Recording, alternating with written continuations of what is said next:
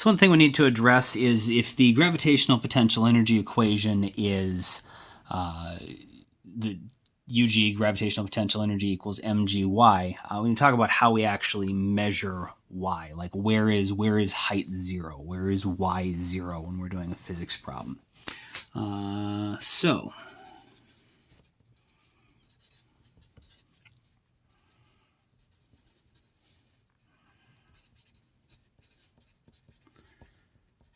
Where is y0 when calculating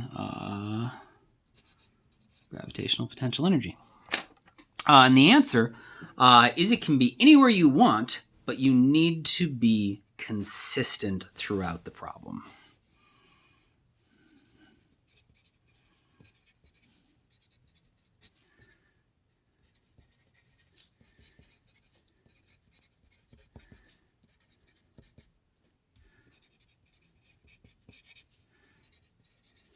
But you must use the same point. You have to measure from the same 0 has to be 0 over the course of your entire problem.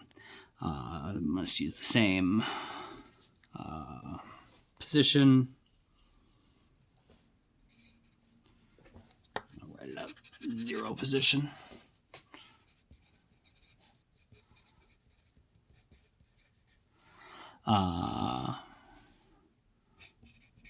For the entire problem. You cannot change where 0 is partway through a problem. It's generally easiest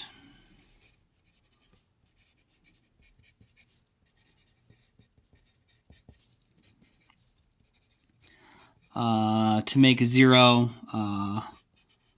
either the lowest point the object reaches,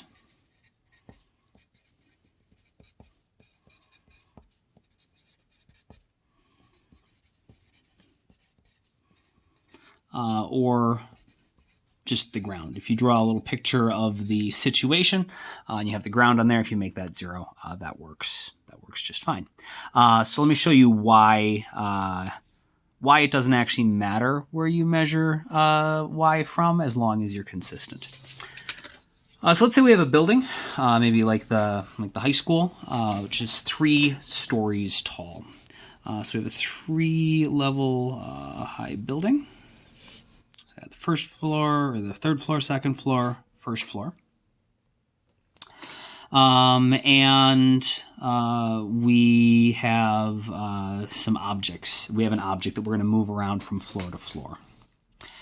So my classroom is on the second floor. And so if we were in my classroom and I asked where would we have 0 potential energy, or 0 gravitational potential energy? Well, since gravitational potential energy is based on the height, most people would point at the floor and say if we set something on the floor, that should be where it has no gravitational potential energy because it doesn't have any height. And that makes sense. If UG equals mgy, and we call this y0, this is just there so I can refer to it. You don't necessarily need to have that written down. If y0 is the floor of our own classroom, that's fine. That means if we put the block up here somewhere,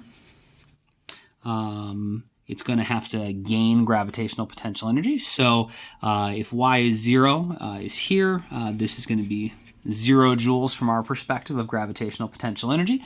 And if we take the object and bring it up to the room above us, we would think of that as having some gravitational potential energy, because if we cut a hole in the floor and push the object through the hole, it would come crashing down into the classroom. And so it needs some gravitational potential energy to convert into kinetic energy so it can fall faster and faster and faster as it falls into the classroom. And so maybe this is 100 joules. Well, here's the thing.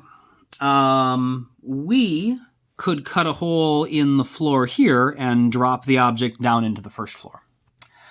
In which case it would lose, it has to gain kinetic energy as it falls, which means it's got to lose gravitational potential energy. And if we already have 0, we'd have to go into negative gravitational potential energy down here. And that should actually make sense. It's the same if the floors are all the same distance apart. It's just going to be the same value for y, except it's going to be a negative. So if this was like 5 meters up, this would be 5 meters down. So we'd plug -5 instead of +5 in. G stays the same because it's the same planet. M stays the same because it's the same object. And so this would be -100 joules. So from the perspective of someone just sitting in the second floor of a building, the floor of the second floor looks like 0. And if something was above them, they would think of that as being positive gravitational potential energy, because gravitational potential energy is mgy. The higher up it is, the more gravitational potential it has. Which means if something is below them, it actually has negative gravitational potential energy. But that's fine. We still, going from the third floor down to the second floor, we would lose 100 joules of gravitational potential energy, so it would be able to gain 100 joules of kinetic energy. And same thing, if we went from the second down to the first, I would lose 100 joules of gravitational, gain 100 joules of kinetic energy, which is what we expect. We'd expect it to gain the same amount of kinetic energy, be going just as fast if it fell from the third to the second, or from the second to the first floor. Knowing that this is going to happen, maybe it makes more sense to say that y is 0 at the ground floor. Well, in that case, this would be 0 joules. We'd have to go up 1 floor. We need to gain 100 joules of gravitational potential energy because we're still going to change our y value by the same amount wherever you measure 0 from. This is still going to be 5 meters above the bottom floor. And so if every time we go up 5 meters we gain 100 joules, this must be 100 joules. And this must be 200 joules. But that's fine. Even though we call it different numbers, if we fall from the third floor to the second floor again, we only lose 100 joules of gravitational potential. So we gain 100 joules of kinetic. Same thing that happened here. And from here to here, if we fall from here to here, we lose 100 joules of potential, gain 100 joules of kinetic, which is the exact same thing that happened here. It's not going to change the outcome when you're calculating final speeds and stuff like that. It just doesn't matter.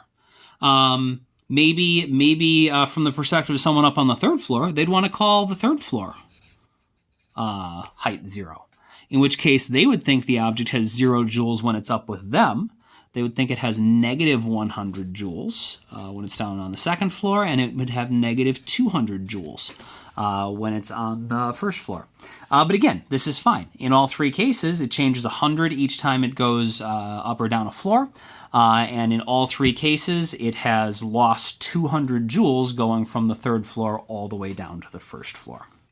And since ultimately what we're going to figure out is, we're going to figure out how much the energy changed and have that maybe become kinetic energy or something.